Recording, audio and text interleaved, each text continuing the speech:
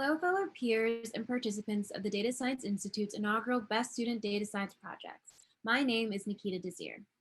And my name is Kyra Ann Dawkins. Nikita and I had the privilege to develop a communal forum for robust discussion in the Multilingual Technologies and Language Diversity Seminar. Now, without further ado, the Columbia Language Justice Perspectives Project. A fundamental component of multilingual experience within the digital sphere is the intrinsic tension surrounding translation. We are currently in an era where machine translation tools like Google Translate shape this aforementioned experience.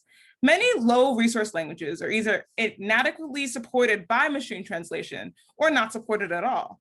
However, we need to be intentional about acknowledging these disparities without imposing a one-size-fits-all solution. There's always going to be an element of untranslatability at the intersection between languages. Our inquiries in this project can be distilled into two main questions.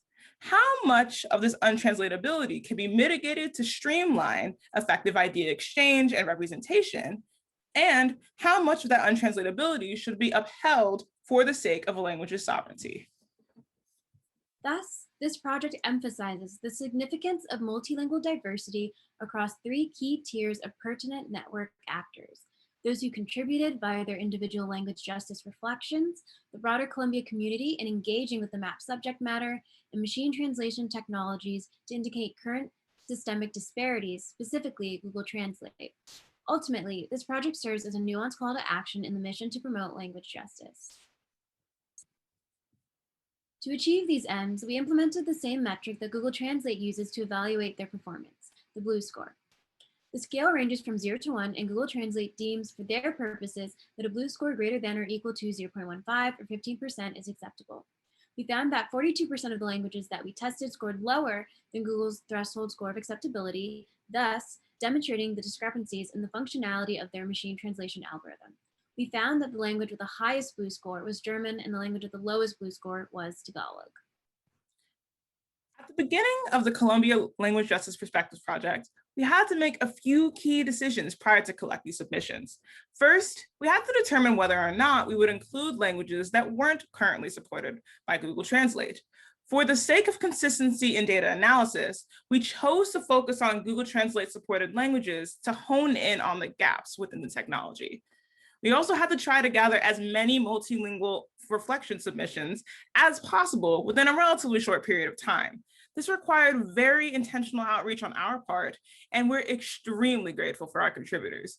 We asked them to write original non-English language reflections, translate the reflections into English, indicate which locations on the map they wanted their reflections linked to, and to share some of their thoughts on the translation process at large.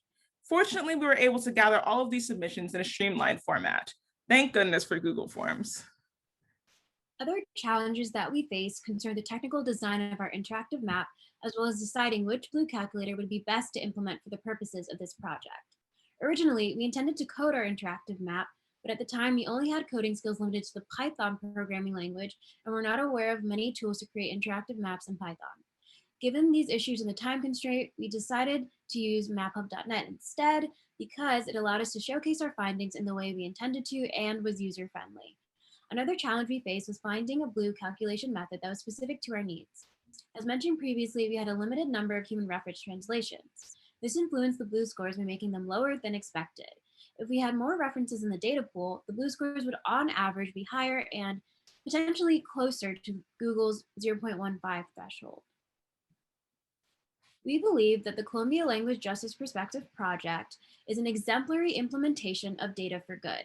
This project not only serves as a forum to create a sense of community amongst Columbia's diverse population of students and faculty members, but also functions as a place to ignite nuanced discussions concerning multilingualism and translation technology, encapsulating the importance of language diversity within Columbia's campus and beyond. In essence, the Columbia Language Justice Perspectives Project demonstrates that machine translation is a double-edged sword in the fight for language justice in the digital sphere. Considerations of language justice and translation should be engaging and accessible. However, they should also hold machine translation technologies accountable to meeting the needs of language communities. Thank you all so much for your time and attention.